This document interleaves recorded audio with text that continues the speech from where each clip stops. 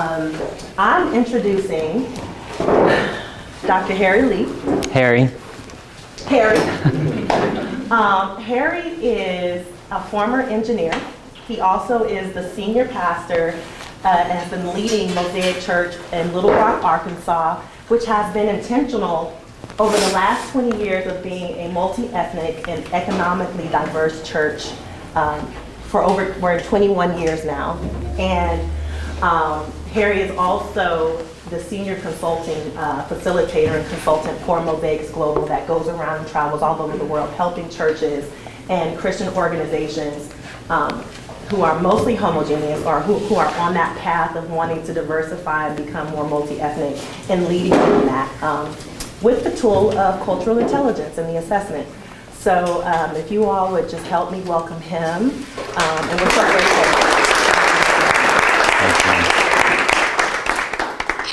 I love Angel. Thank you all for being here and for giving us a Friday night. I know how valuable those nights are, and especially after a long day at work, I appreciate every single one of you being here, and I'll appreciate even more if you come back tomorrow. But how many other engineers we got or tech people in the house? All right, very good.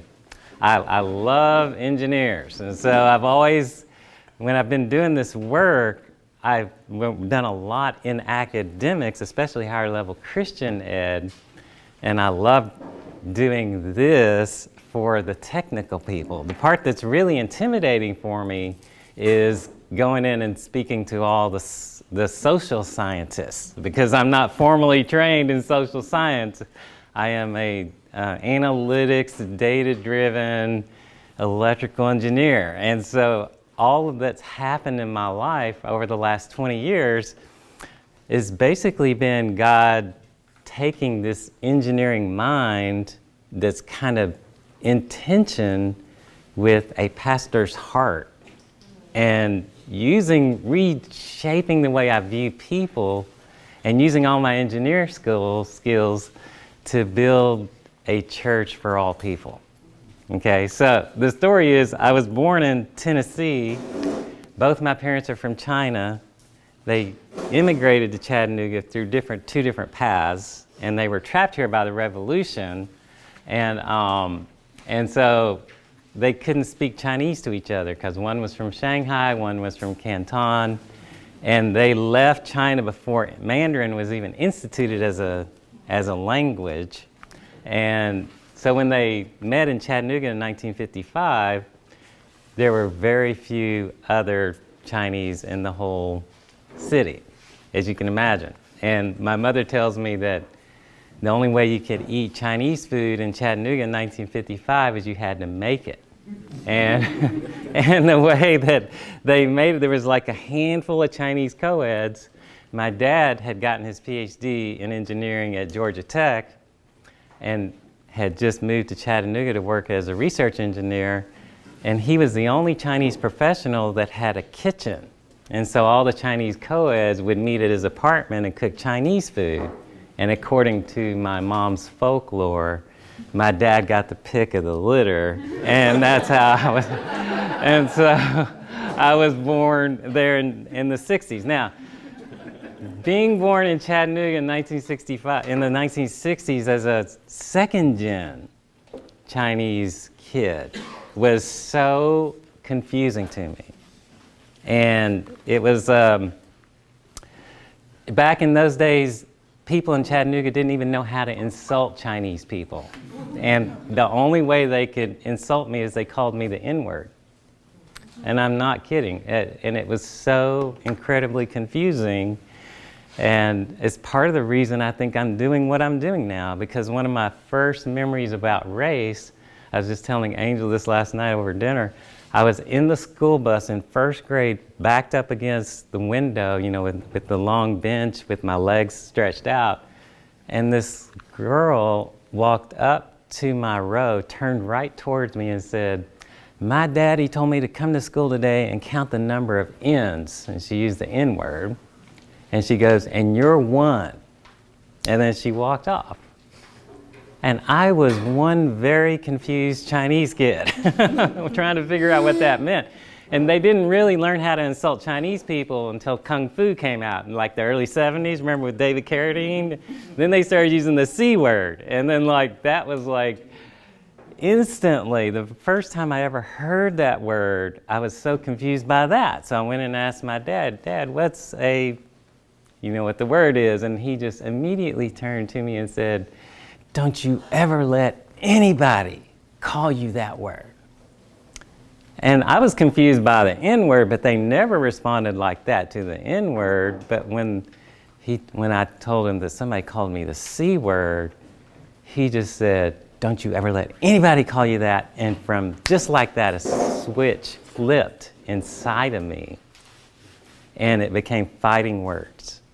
It went from confusion to just rage, just like that. I still to this day can't figure out how or why that works, but many of you know what that feels like, right? Just in an instant, those words have deep, deep meaning and effect on a person.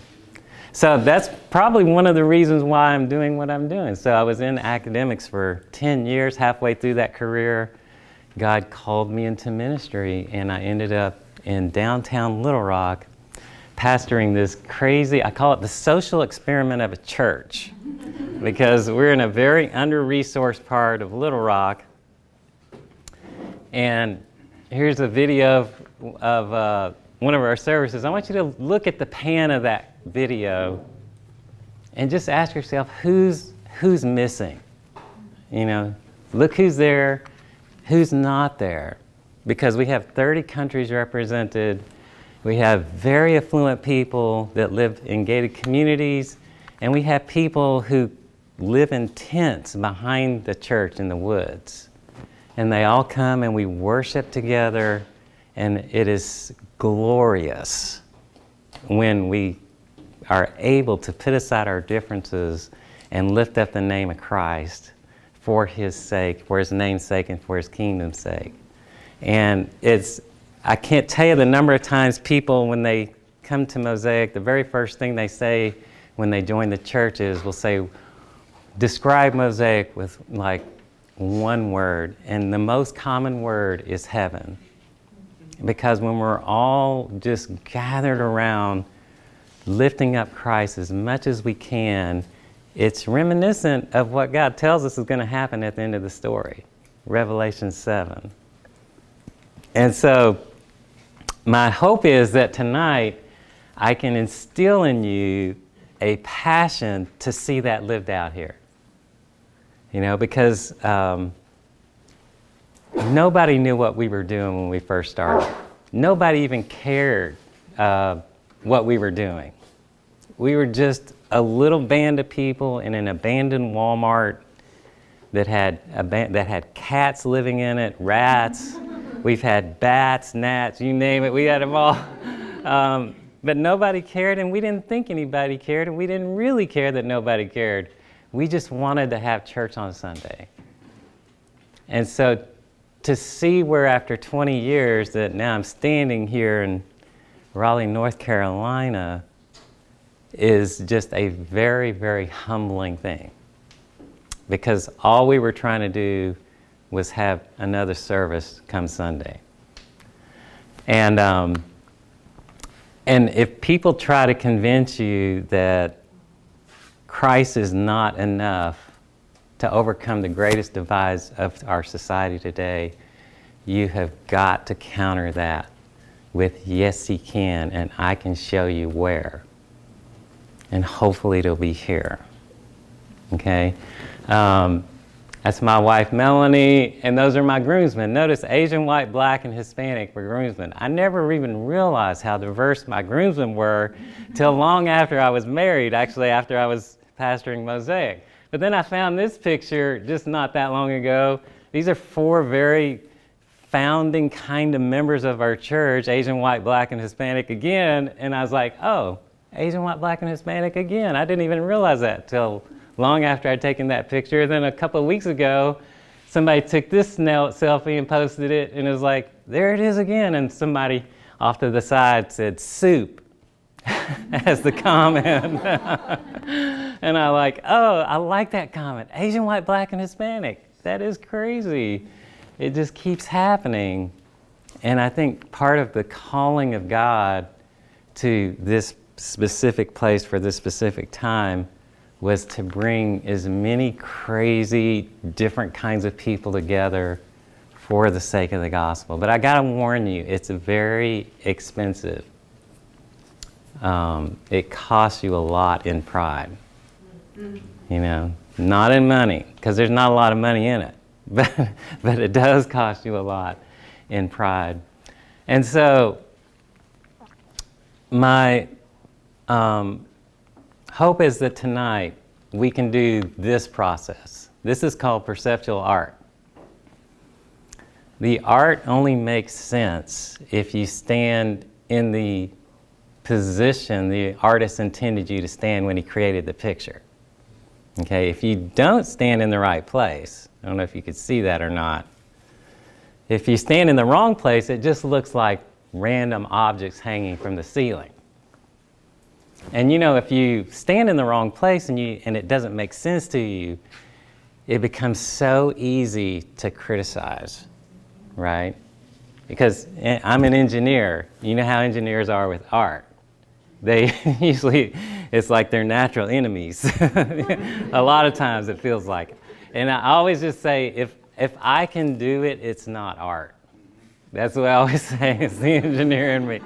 And so when I look at the picture and I'm in the wrong place and it just looks like random objects hanging from the ceiling, I'm just always going, that ain't even art, right? And once you don't understand it, it's so easy to judge, to condemn, make fun of, dehumanize, and demonize. I'm fully 100% convinced that we treat people the same exact way. Those we don't understand, it's so easy to make fun of, dehumanize, demonize, judge, condemn. If we took the time to make the effort to position ourselves and at least begin understanding how they're viewing life.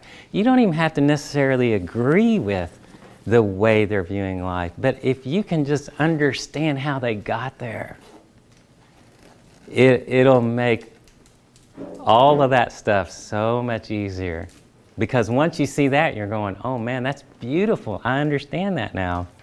And it becomes so much harder to condemn or to make fun of or to dehumanize. That's what we're after over these next 2 days, is the process of you putting forth the effort of really expanding the way you think about people.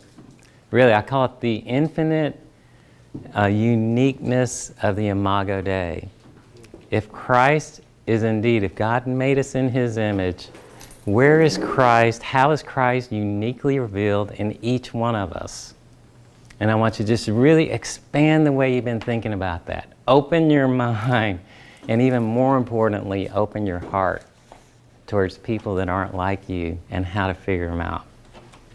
Okay, I was told at the end of this yesterday's staff training, there's a homeless man behind our church. He's a triple amputee. He started living behind the church 3 years ago.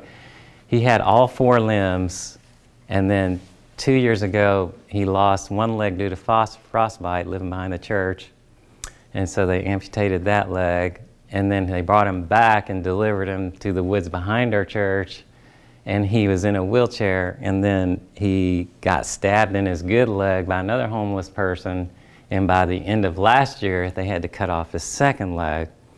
And he was just a very angry man. He was always inebriated, and nobody could stand him. Even when we had one leg, he would stand up in his wheelchair and fight anybody. He'd be the first to tell you how many fights he's had and how many times he stabbed other people. You know, and then last winter he got frostbite again in his right hand. They cut him off. They cut that off. Had to trim off more of his other leg, and then they sent him back and delivered him to our doorstep in an Uber 2 weeks after they amputated his right hand. He just dumped them on us, made me so mad I wept. And he basically just didn't have any, he couldn't even get around. And he fell out of his wheelchair. I saw him on the security camera, and I went and got him and put him in the back of my car and drove him to the ER. And it was the first time I'd had a real conversation with him.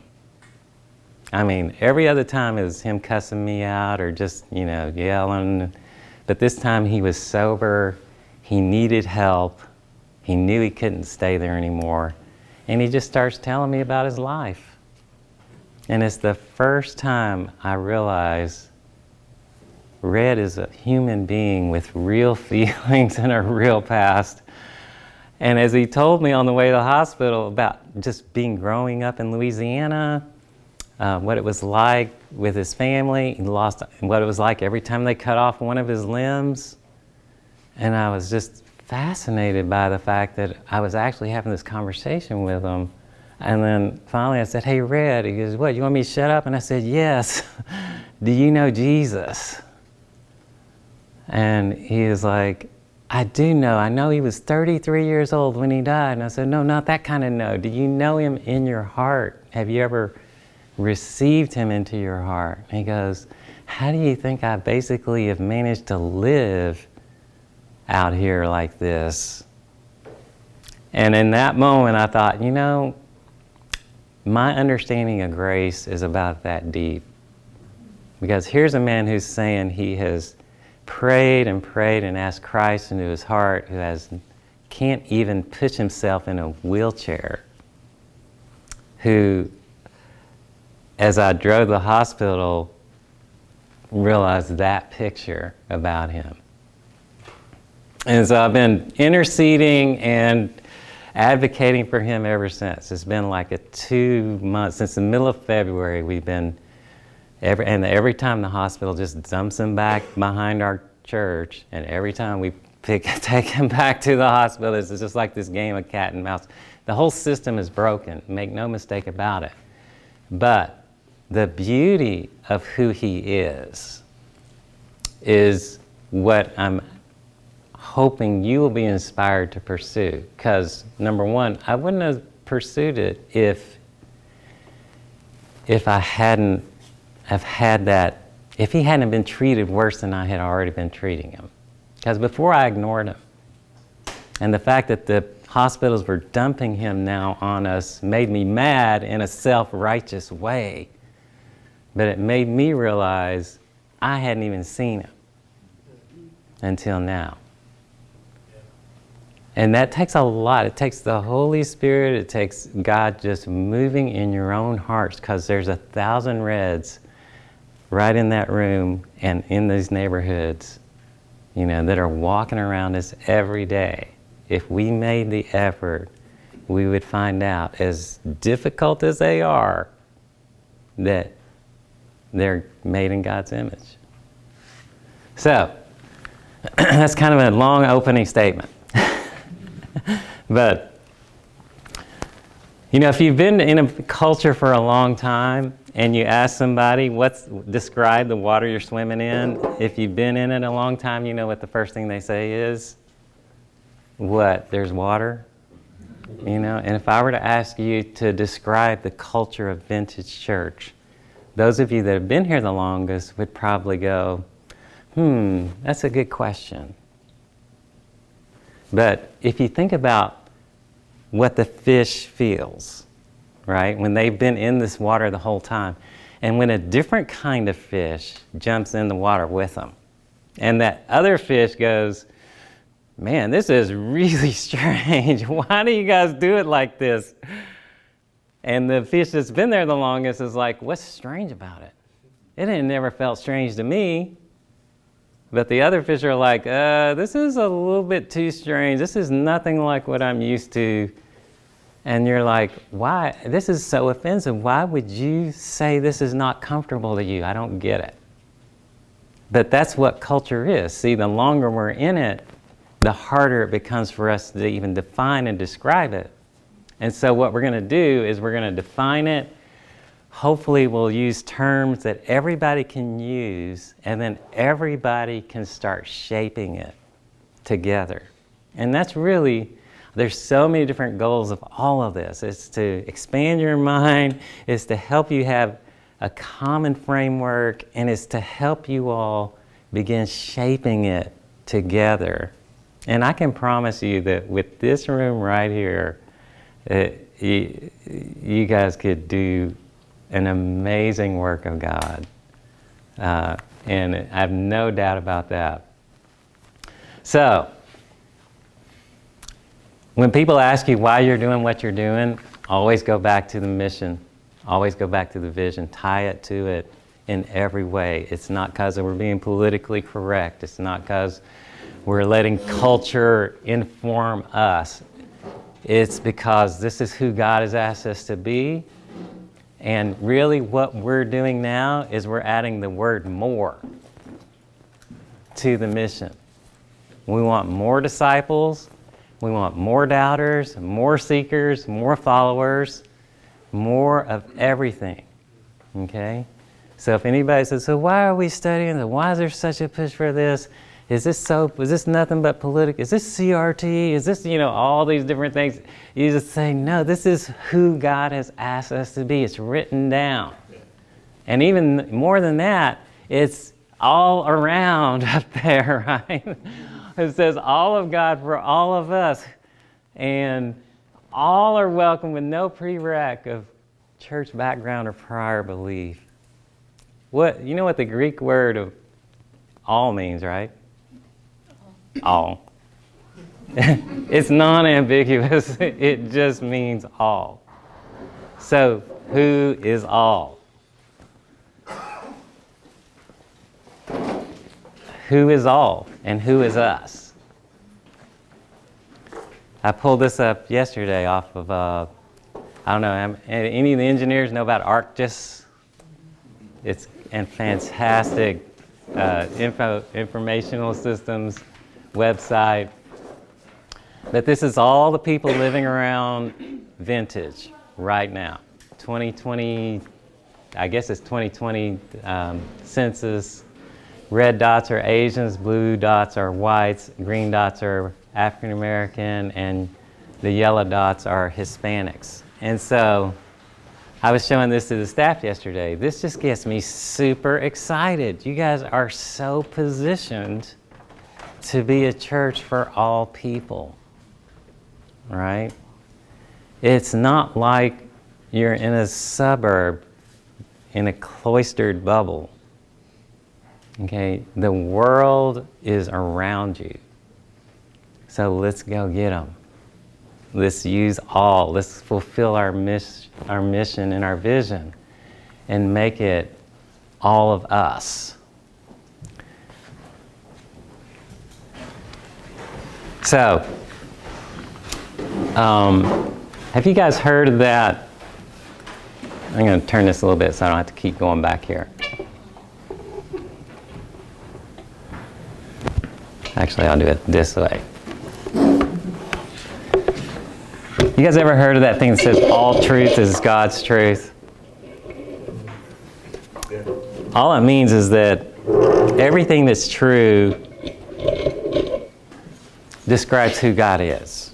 So it doesn't matter what the truth is. It somehow points everything back to God. Okay? This is a presupposition about what we're talking about today. If you believe that all truth is God's truth, then you have to also believe, therefore, that all glory is God's glory. And everything that's good that glorifies God belongs to God. It's just a matter of when it happens here on earth and people are involved, who gets the credit for it, And so it's all for God's glory, and all of it is His glory. And then therefore, everything is theological. So if something happens tonight that you cannot connect back to the Word of God, then something's not right, okay? And this is where I want you to not be afraid of the culture discussion. Because there's so much out there right now trying to convince you it's evil and it's wrong and it's this or it's that, when it's always been, from the very beginning, God's heart for the entire world. And so where we always start theologically is the end of the story. And this is where it's leaders, and especially in your small groups, when you have new people coming in and you're talking about this stuff, and people are like, why are we doing this again? Again, go back to the mission, but number 2, go to the end of the story. Revelation 7:9. Nobody has ever disagreed with me that this is going to be our intended future, right? And you just read the verse. What does it say? Some from every tongue, tribe, nation, and people. What is that describing? What is it? It's everybody. Yeah, it's just culture is all that it is. It's ethnic groups, ethnos, it's language, it's tribes. You know what tribes is? Just subgroups, subcultures. And peoples just describes this general term, just like the crowd at a football game that are so different. They've all come for one reason. That's what it's basically saying. Come the end of time, that's we're going to see. We're going to gathered around worshiping Christ. That's why we try really, really hard in Little Rock to mimic that picture. Let's lift Christ up as much as we can and see how many people we can get to gather in the room to worship Him that are different. You know what happens when you do that? It's like John 17. It's like Christ said, may they all be one so that what? Do you know that verse? It's so that people would know you sent me. And that's really what we use as our main evangelism tool, is the unity of the body of diverse believers. It draws people like mosquitoes to a light in Little Rock, Arkansas on July 9th. And so it's the end of the story. It's also the beginning of the story, though. Remember that? Because it's like, Abraham, look up. You see all those stars? All the nations. From the very, very beginning, God is promising through Abraham, you're going to bless all nations. And so you see, you've heard that scarlet thread wind throughout all Scripture, right? From Genesis to Maps, you hear about it usually one time a year during Missions Emphasis Week, right? Some churches do Missions Emphasis, and then they end up taking up a collection that one Sunday, and they raise enough money to support all their missionaries for the whole year. But what about the other 51 weeks out of the year? Because that's what this is talking about, is the fact that God has had that heart from the very beginning of time, all the way through the end of time.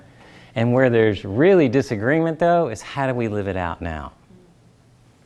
That's where there's a lot of rub in the church, all over. How do we live this out now? What happens if our neighbor doesn't vote like we vote? What happens if I'm supposed to love somebody that looks so much different and likes different food than I do, and that just has a different view of this world than I do? How can I be one with somebody that doesn't have as much money as I do, or that is just so different than me? Those are the questions you need to ask yourself, because I don't think there's any limits on it or conditions. And the more you study it, the more you see it. And we'll talk about that in just a second. But here's the definition for cultural intelligence. It's basically, how effective are you in engaging those not like yourself? When you're thrown in those situations where it's just different, it feels uncomfortable. You got to get used to that. It'll always be uncomfortable. I don't like having to be in those situations sometimes. But will yourself to be uncomfortable. And the more you do it, the more you'll like it.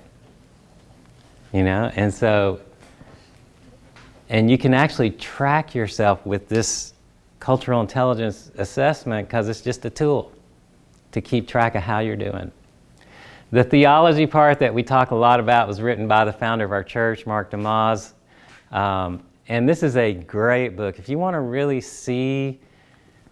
have a really thick foundation of the theology for what we do, he wrote this book in 2007, and it was so far ahead of his time back then. People were reading it and going, I don't know about this. This is like, it's almost like you're rewriting thousands of years of Christian orthodoxy, but now everybody pretty much says this with relation to building diverse churches.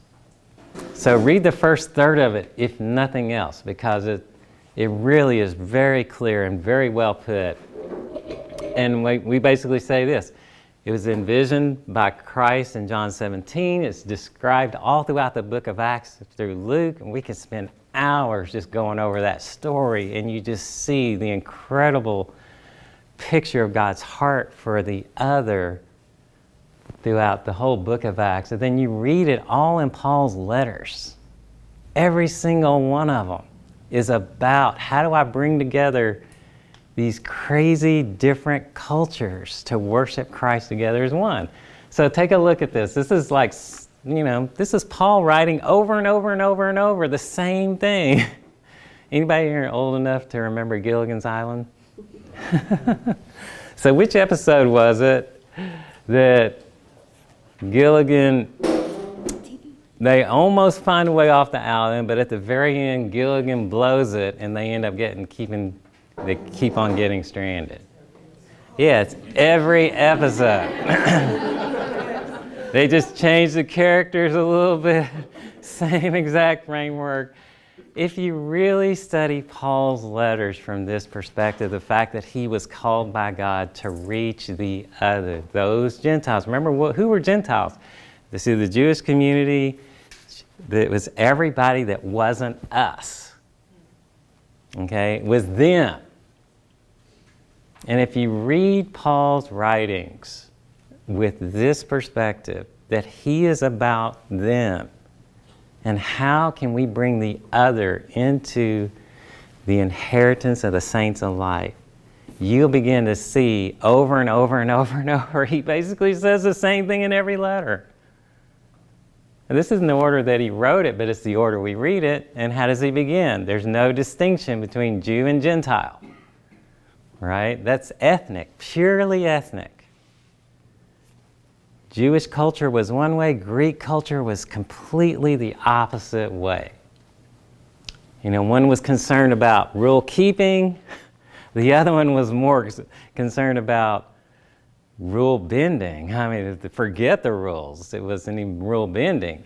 And one was kind of had roots in legalism, the other one had roots in hedonism. It's like, if there's pleasure in something, we're going to discover it. One was monotheistic, the one and only God of the earth. The other one was polytheistic, so many gods. So they were opposite. They were coming from this salvation from completely two different backgrounds, and there was so much culture clash in the early church. And I'm fully convinced God designed it that way sovereignly so that he could get Paul to write about it and forever preserve the truths in Scripture so that we wouldn't have to argue about this anymore. But we still do, for some reason. So he starts out, no distinction between Jew and Greek, but then look in 1 Corinthians, he expands it a little bit. It becomes slaves are free. So now it's like power dynamics and all of this issues around slavery. And then by Galatians, he moves it not just Jew or Greek. So notice he just keeps referencing Jew and Greek. Two very distinct, different cultures he's trying to bring together.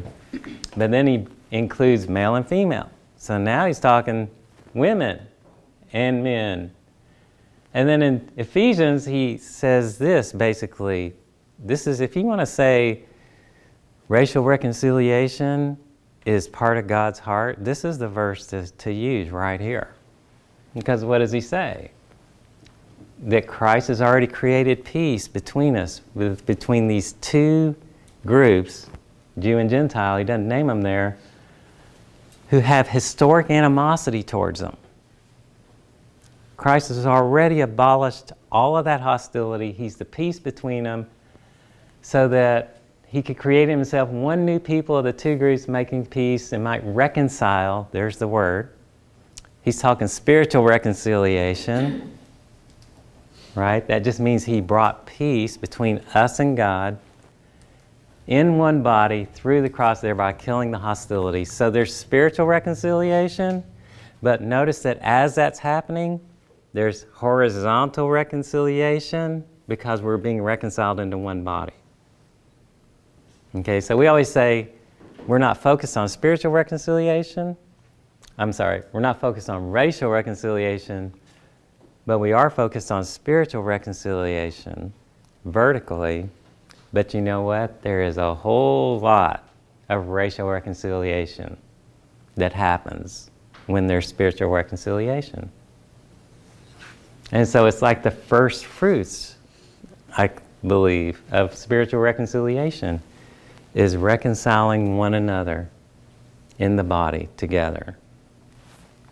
And then by Colossians, he just basically says everything. It's Jewish, Greek, circumcised, uncircumcised, barbarian, Scythian, slave free. He's basically writing to the Greeks in that one because you know who the Greeks thought were number one was them. They were like, we're supreme, not the Jewish culture. The Greek culture is, and everybody else that's not Greek is just barbaric, Scythian, uneducated, unenlightened fools. And so you had these two clashes constantly going on in the church. And God solved it for us. Okay, it's all there. It's never not been there. So start reading it through that lens. Look at all the words he uses. They're just opposite words that he brought together in the church. This is why I don't want you to be afraid of culture. You know, because we define culture. Here's the easiest way to talk about it. It's just the way we do things around here. It's the simplest way to define it. What does it take to form a culture?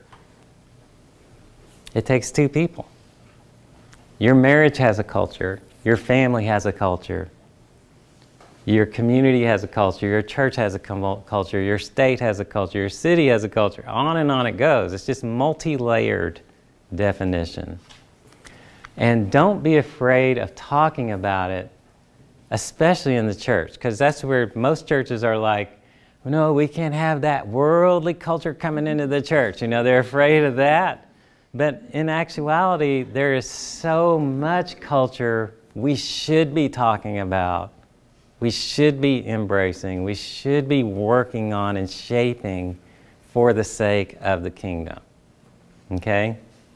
So, that's my opening statement. I want to give you a little poll here. I'm going to ask you 5 questions. So if you would, pull out a pencil and a piece of paper. And if you've taken this, some of the staff have already taken it. If you've taken it before, you don't have to take it. This has a point to it, and the point is the way we view the world greatly impacts the way we interact with it. Okay, and if you've already taken it, you don't have to take it again because you've already won. You know some of the answers, maybe, maybe not, but it's been a while since you've taken it. But I'm going to ask you 5 questions, and you go with your gut on what's right. Okay, so if you don't know the answer, just do your best guess, and then we'll talk about why it is in just a moment. All right, I'm going to ask you really fast. Every question has 3 answers. So question number 1, in all low-income countries across the world today, how many girls finish primary school? A, 20%, B, 40%, C, 60%. Mark your answer. I'm only going to give you 3, 2, 1. I'm going on to the next question. Question 2, where's the majority of the population in the world live? Low income, middle income, or high-income countries? Mark that one. Question 3. In the last 20 years, the proportion of the world population living in extreme poverty has almost doubled, stayed this, more or less the same, almost halved. Got it? Question 4. There are 2 billion children in the world today, 0 to 15. How many children will there be in 2100? 4 billion, 3 billion, or 2 billion? Got it? Last question. The UN predicts that by 2100, the world will have increased by another 4 billion. The reason is because there will be more children, adults, or elderly. All right, you got your answer? Okay, this has a reason for doing it. I already know what the results are going to be because I've done it like 50 times in the last year. Now, this is a very analytical group, so maybe you'll prove me wrong. But if you were really just randomly guessing, how many of you should get an answer correct out of every question? About a third of you, right? If we were really guessing randomly, and so there's 40 people, so I guess that's maybe 13 or 14 people should get the answer right for every question. If you were really guessing randomly. All right. Question 1. In all the low-income countries today, how many girls finish primary school? The answer is C, 60%. Who got it? Oh, man. Nobody got that one? All right. Well, you're going to prove me right then.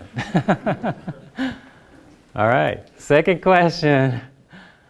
Where's the majority of the population of the world live? The answer is middle-income countries. B. Who got that one? So we have 1, 2, 3, 4. Let's see that. I can't you, Anthony, before. 1, 2, 3, 4, 5, 6, 7. 7. Okay, so you've improved a great deal from question 1. We're still way below the 13 or 14 we need just to prove you're being objective about this, all right? Question 3, in the last 20 years, proportion of world population living in extreme poverty has almost halved. C, who got that? 1, 2, 3, 4. So you decreased back down to 4. Question 4, 2 billion children in the world today. How many will there be in 2100? The answer is C, 2 billion. 1, 2, 3, 4. So you're 5. So you improved 25% on that one. Last question. UN predicts that by 2100, the world will have increased another 4 billion. The reason is because there will be more adults. B, 1. All right. So there you go. You guys are right in line with First Baptist, Eugene, Oregon. Okay? Congratulations. So, what just happened? Somebody explain to me what just happened. I mean, because if you're really guessing randomly, there should have been a whole lot more right answers. But instead, you were way below the third mark. That means there's built-in negative predisposition towards those answers. What's that called? Bias. Now, why does it happen, especially in this kind of area? Well, number one, here's one reason. The author, these weren't my questions, by the way. I read this book. It's called Factfulness. The guy is a research scientist from Sweden. Brilliant. He spent all his entire life chasing down mystery diseases. And it's a secular book, but he spent the last 12 years of his life trying to explain why this kept happening. It didn't matter if he was talking to engineers, medical people, journalists, teachers. It just always happened. And he would actually bring live counters in during this conference and actually show the analytics of the scores and everything. And I thought I would try it, and it just kept happening. And the reason he says it happens is because there's 4 levels of income in the world. Level 1 is $2 and less. That's extreme poverty. 1 billion people live in that category. And if you're living in that category, you're walking everywhere and you're carrying water on your head. But if you get more than $2 a day, you're in level 2. And if you can get into level 2, you get a bike. And just think of how much different that would make your life. But that goes from $2 to $8. If you get above $8, by the way, 3 billion people live in that category. If you can make more than $8 a day, you get a motorcycle. And how many pictures on Google have you seen of a motorcycle that's been customized so that it's carrying a family of 8 in Southeast Asia or someplace, right? It's revolutionized their whole family, right? And all it takes to get into a car is $32 a day. And you know what that'll do. And so on and on and on he goes about how these 4 very distinct levels of income just give so much more freedom, health, and everything to every person in those levels. But to the people he has been surveying, they're all at the top of level 4. And you all are too, right? Even my daughter, who works part-time at the library, makes way more than $32 a day. And so it's like we're standing on the top of a very, very, very high skyscraper. And we're looking down at all those other buildings down there. And you know what we're saying to ourselves? Oh, those people, they're all the same. And we have all these ideas and presuppositions and beliefs about them based on what we've heard on media, what we've been presented in Mission Sunday about those poor people, and all the different experiences in our life. And we don't even realize that when a person comes in off the street, we already have them pushed down in some box that is not true. Okay?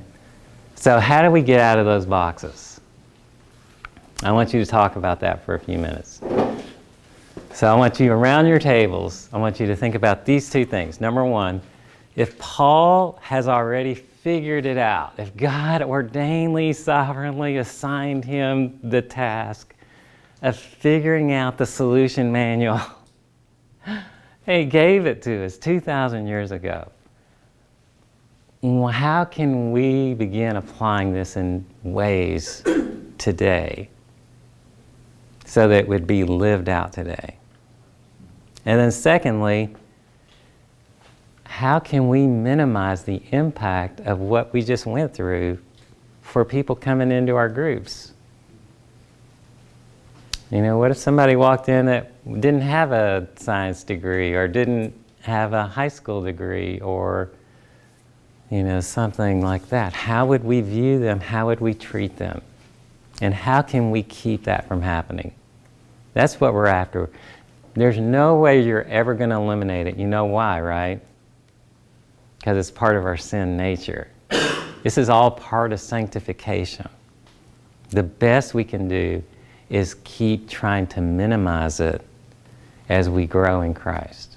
So take a few minutes, talk about these things around your table. There's some table leaders too around that were here yesterday, and then we'll come back in maybe 5 minutes or so, and then hear what you had to say. All right. Let's gather together. I want to hear what some of you guys have been talking about. So let's, I'll give you a break as soon as we're done with this little section here, but let's debrief. So what did you guys talk about? Let's start with this table right here. What were some of the things you guys talked about?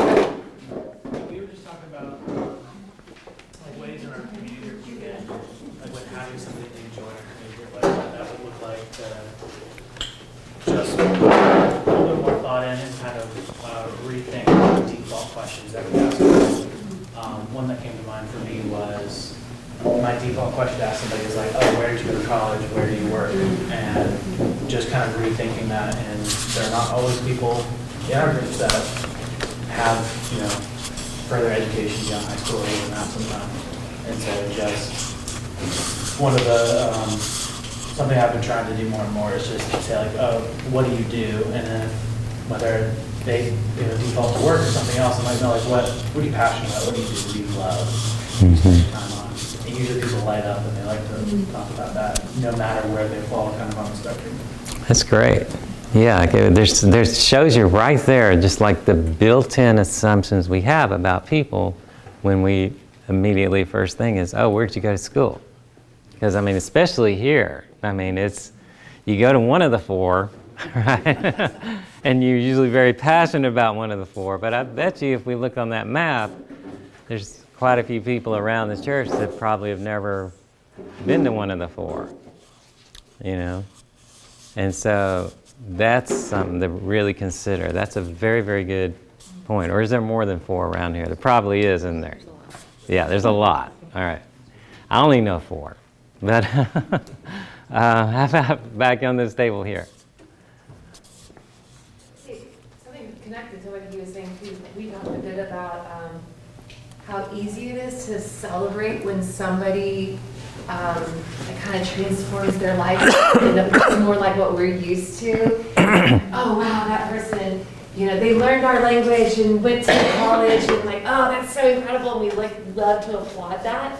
But that person was as much a child of God that 7 years ago than they were today. Yeah. But it's so easy for us to assume that our values and like what we aspire to is what everybody aspires to, and then we just love to applaud when they get there. Yeah. Oh man, the church is so complicit in that, right? We only tell the sermon-made ready stories.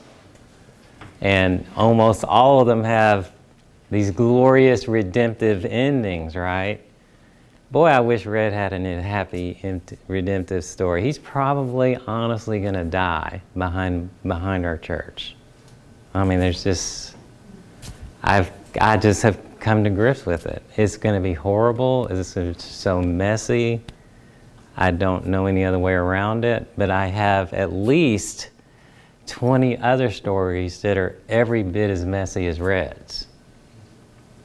But the question is there still glory and redemption out of even the messy ones? And the answer is, of course, yes. And sometimes it takes time to figure them out. Sometimes they leave you scratching your head. Sometimes you can even shake your fist at God because you don't see the way He's orchestrating things. But in the end, it's kind of like my realization on the way to the hospital with Red is like, oh God, I guess if you're a God of grace, I just have so very little understanding of how it's operating in a situation like this. But I don't have to understand it, But really do resist always looking for those really well scripted stories that everybody can celebrate, and get used to the messiness of it, because there are a lot of messy stories, especially with bringing all the different kinds of people together. It'll be as messy as Paul. I mean, he got stoned for it. They stoned him for his message and dragged him out of the city and assumed he was dead. And that's messy. And of course, his people gathered around him. It just says he rose up. It didn't say. I always wondered, was he resurrected in that moment? It sounds like he was, because they assumed he was dead. And the next day he was back teaching, and I'm guessing the people that threw the rocks were like, didn't we just stone that guy yesterday? So in that regard, there was a redemptive story, that showed the power of God. But I guess in the moment when he was just laying there, what didn't feel very redemptive. How about this table over here?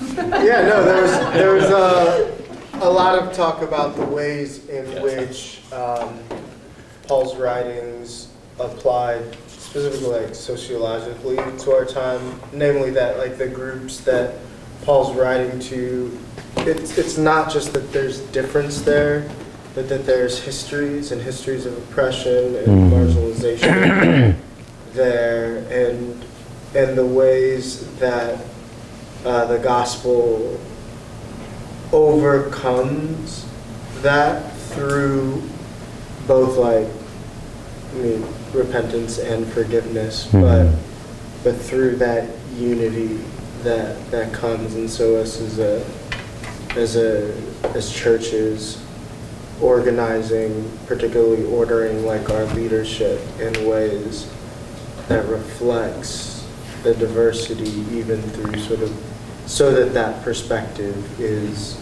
available to us as a church from a leadership perspective. That's awesome. Yeah, always push for diverse leaders. I mean, just empower them and understand what it means. Think about leadership in a completely different way. No more, let's use John Maxwell's book to define what a leader's going to look like. Use the scriptures to look. I mean, you know what the first church in Antioch was like? They was so diverse. It's all mentioned in Acts 11. Just read it. They had a guy from Niger, one Paul from Tarsus. They had somebody from Cyprus. They were from all over. They were leading that church in Antioch. I mean, why would God go to the trouble to mention all that stuff? All right, let's hear from this table over here.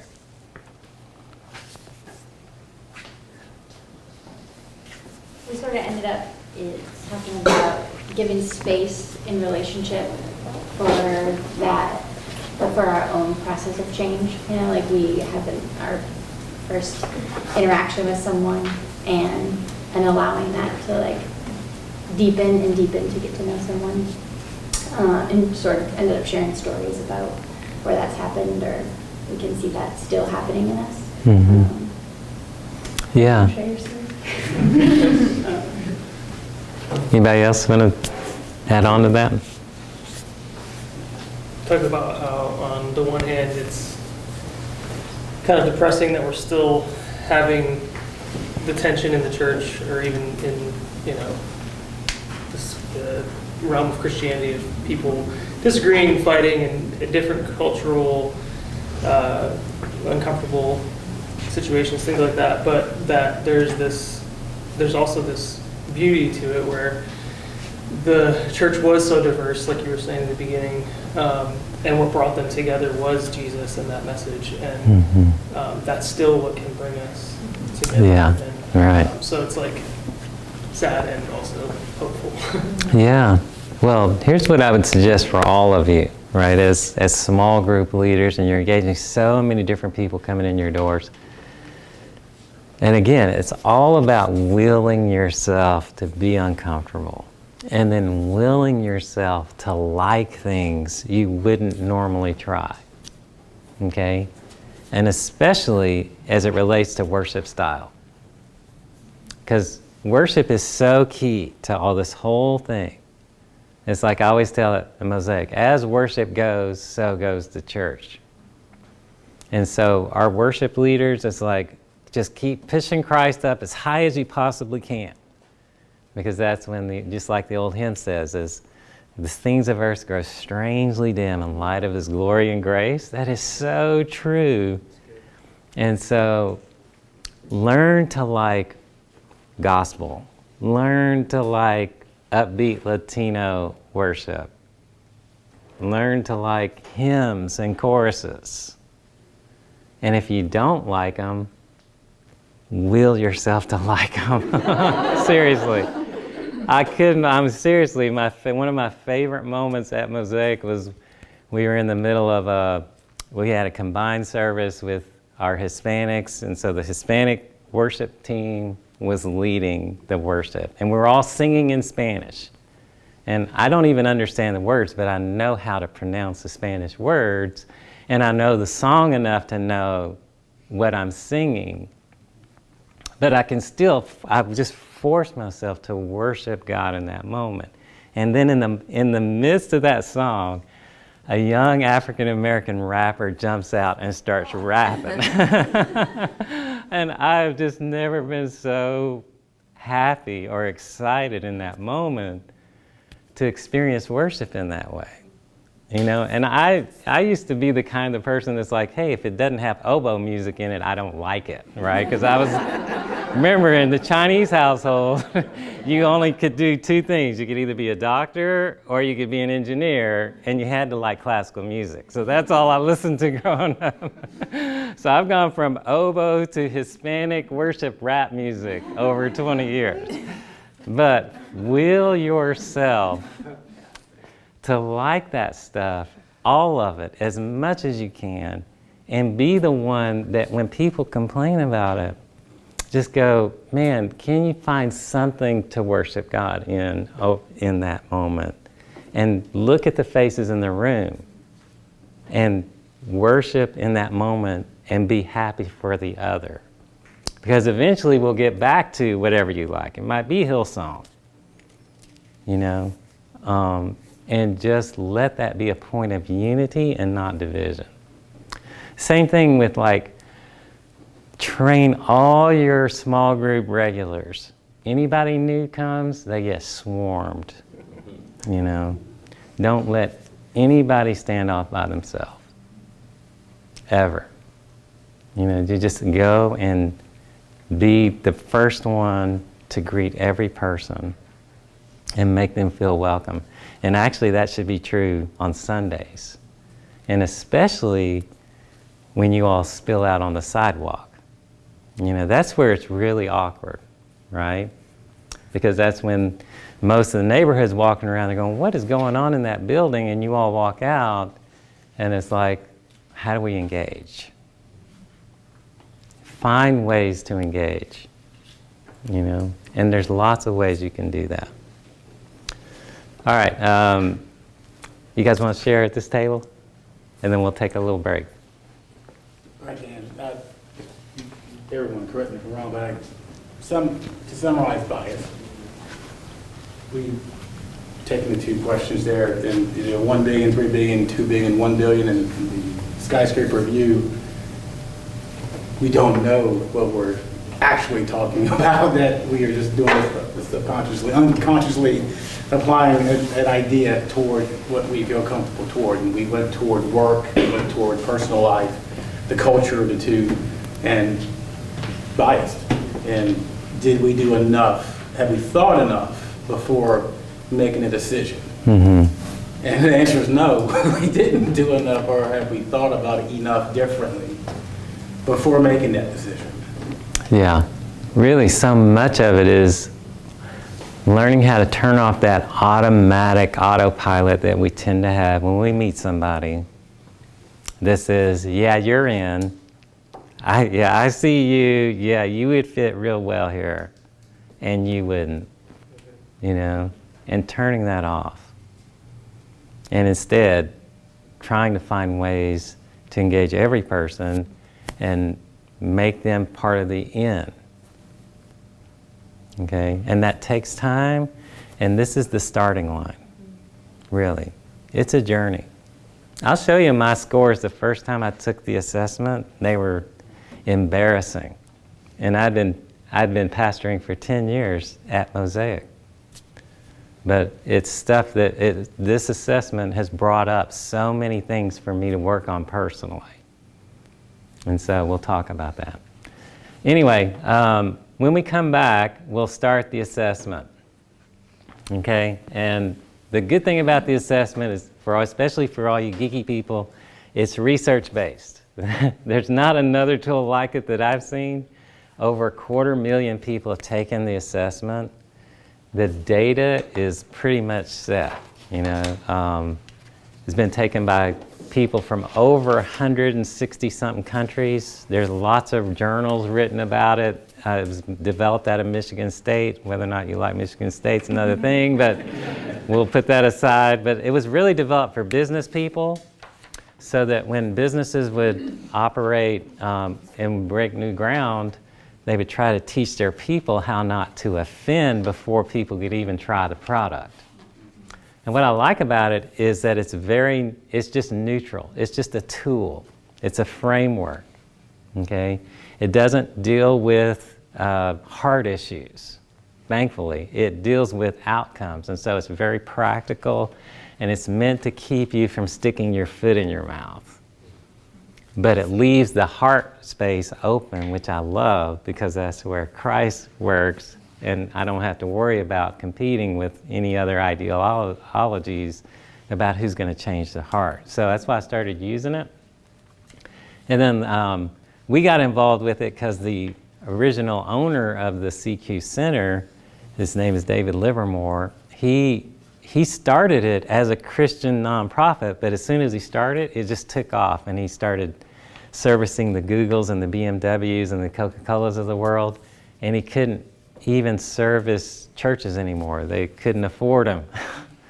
And it grew so fast that he started feeling bad for his not being able to do his first calling, and he put out a request for proposals for a faith-based partner, and Mosaix got that partnership. So we've been doing it for 3 years now, and it's been an amazing tool. I've been using the tool for 8 years, the first time I first discovered it. So you'll see it's a great starting point, and it's a really easy model. It's a progressive model, meaning that it never ends. It's just tied to like sanctification. And it measures 4 things. It measures how motivated you are. It measures your knowledge of what you know. It measures how strategic you are, and then how much you're willing to adapt in the moment with your words and body language. That's your action score. And then you just keep circling back around. It's just like sanctification. And so it's an easy model to remember, and just remember, you can apply this to anything.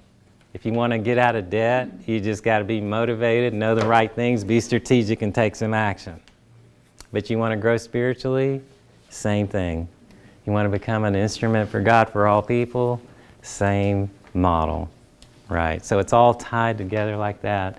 And when we come back, we'll look at your initial scores, and I'll leave this up for you for when you come back from your break. But right now, you guys are, just this group, okay? You're above worldwide norms. You're the light gray bars. You're above the worldwide norms in drive, in motivation. You're right at worldwide norms in what you know about other cultures. You're above worldwide norms in terms of your strategy, and I'll explain why I think that's true.